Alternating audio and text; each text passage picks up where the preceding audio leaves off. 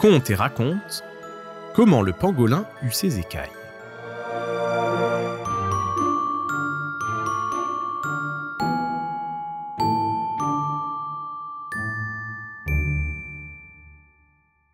Il était une fois, il y a longtemps, bien longtemps, à une époque où tous les animaux étaient encore tout neufs, un pangolin.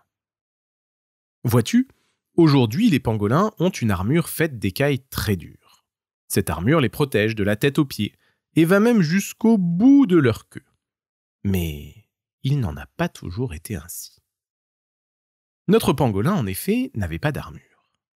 Au lieu d'avoir de solides écailles, comme les pangolins d'aujourd'hui, il avait à la place de longs poils soyeux. Tu dois te dire que ces longs poils devaient être très pratiques pour protéger notre pangolin du froid de l'hiver. C'est vrai. Si notre pangolin avait eu la chance de vivre dans un pays froid, cette fourrure eût été très pratique pour le protéger des rigueurs de l'hiver. Mais notre pangolin habitait, pour son malheur, une région sans hiver. Il habitait un coin du globe où il faisait aussi chaud l'hiver que l'été. Jamais la température ne descendait réellement. Et notre pangolin, au lieu de se réjouir de sa fourrure, ne pouvait que se lamenter du fait qu'elle lui tenait extrêmement chaud. « Il fait si chaud ici !» soupirait-il à longueur de temps. Le matin, en se levant, il soupirait. En se baladant dans la jungle, il soupirait. En allant boire à la rivière, il soupirait. Et parfois même au beau milieu de la nuit, on l'entendait soupirer. À force de soupirer ainsi à tout bout de champ, il finit par attirer l'attention d'un lion. C'était un jeune lion qui, comme souvent les lions, avait très faim. Et, dans ce monde tout neuf, notre lion avait décidé de goûter tous les animaux. Alors, en voyant le pangolin qui passait en soupirant, il se lança à sa poursuite. Le pangolin détala et une folle course-poursuite s'engagea à travers la jungle. Bien longtemps, ils coururent, et souvent, le lion crut tenir le pangolin à sa portée. Mais à chaque fois, ses terribles dents acérées se refermaient dans le vide. Enfin, notre pangolin aperçut une rivière, près de laquelle se tenait un éléphant. Il vit là son salut et courut se cacher entre les pattes de l'imposant animal. Le lion, qui, comme tous les lions, avait très peur des éléphants, en fut pour sa faim et retourna dans la jungle, l'estomac dans les talons. « Merci, imposant ami !» dit le pangolin à l'éléphant qui venait de lui sauver la vie. « Je t'en prie !» répondit l'éléphant. « Tu as eu de la chance d'en réchapper, et tu as eu de la chance que je me sois trouvé là. Tu n'es guère protégé contre les lions avec ta fourrure. »« En effet, » reprit le pangolin, « et pour mon malheur, cette fourrure me tient extrêmement chaud.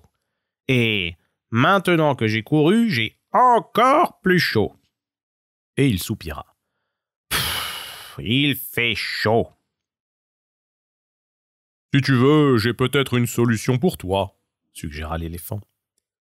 Il existe au sommet de la plus haute montagne de la jungle un arbre que l'on appelle l'arbre aux écailles. Son tronc est composé d'écailles aussi dures que la pierre. Si tu parviens à le trouver, peut-être pourras-tu te composer une armure, et alors, plus besoin de courir. « Ce serait tellement bien, » rêva le pangolin. Il soupira. Et ce soir-là, se coucha sans cesser de penser à ce fameux arbre aux écailles. Le lendemain, il se leva, soupira une dernière fois et décida de se mettre en marche en direction de la plus haute montagne de la jungle, celle que l'on apercevait à l'horizon au-dessus des arbres. Durant plusieurs jours, il marcha, évitant soigneusement les prédateurs, et finalement, il parvint au pied de la montagne. Devant lui se dressaient des falaises imposantes et des sentiers escarpés, à même de rebuter le plus courageux des pangolins. Mais là-haut, tout là-haut, au sommet de la montagne, il lui semblait distinguer la forme d'un arbre qui se détachait sur le ciel bleu. Cela lui donna du courage, et, notre pangolin entama l'ascension en soupirant.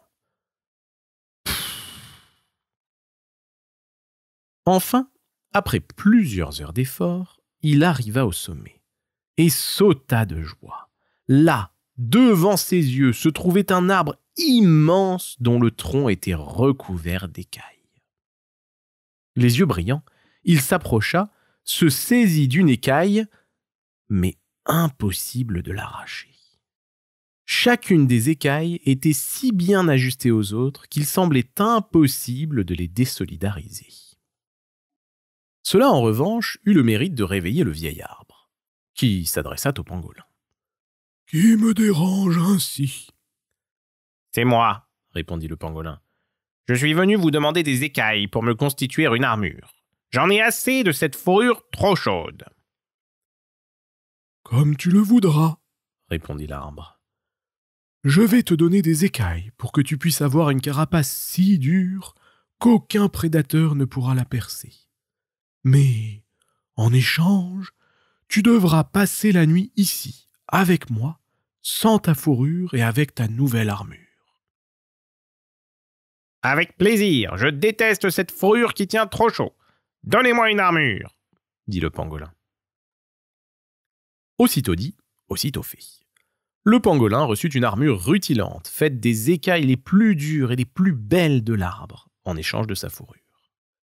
Il s'installa alors à côté de l'arbre et attendit la nuit sereinement. Mais, alors que le jour tombait, la chaleur céda la place à la fraîcheur de la nuit, et notre pangolin se retrouva bientôt à grelotter de froid. Au début, il soupira. « Il fait froid !» Mais bientôt, ce froid le fit réfléchir, et il cessa. Le lendemain, l'arbre s'adressa à lui et lui demanda. « Alors, je ne t'ai pas beaucoup entendu soupirer cette nuit. Tu as compris finalement ?»« Oui, » répondit le pangolin.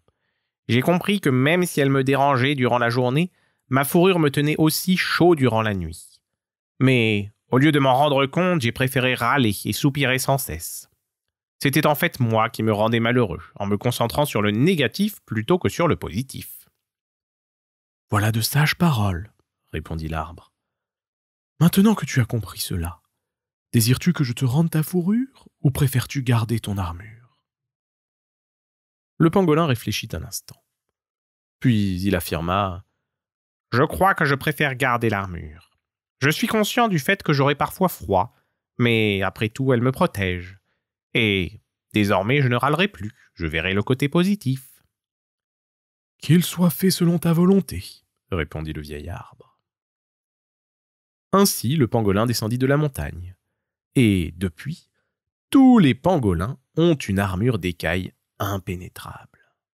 Ils ont parfois froid la nuit car elle ne leur tient pas chaud, mais jamais on ne les entend soupirer. Désormais, ils se concentrent sur le positif et ils vivent heureux dans leur carapace.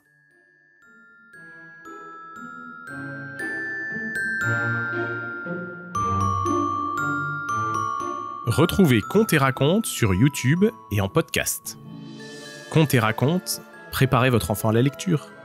Des histoires sans illustration pour faire travailler son imagination et un vocabulaire soigné pour apprendre des mots chaque jour.